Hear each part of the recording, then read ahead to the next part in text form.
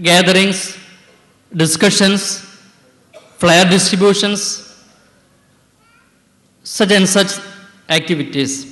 We got very good response in that program. Also, we had different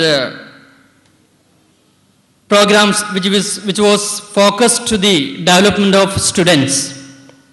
For almost 5 years, every summer season, we do conduct skill enhancements program for these students, which lasts for 2 months every year. For all nationalities, especially the Asian nationalities. The students from age group from 12 to 18 get benefits out of it.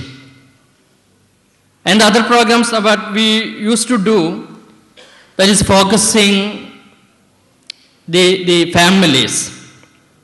Always what we saw in Bahrain, I don't know about the other GCCs, the families are spending their time without any intention.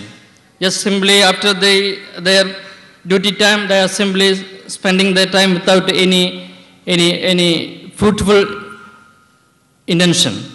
So we were always thinking to make them or bring them their attention for something good for their family itself. And we had a lot of such programs. One, we had like a series of programs that we focus what or how will be a better family, how you should develop the skill of your children, and how you can make your family an happy family. Such kind of aims we had for this series of family programs.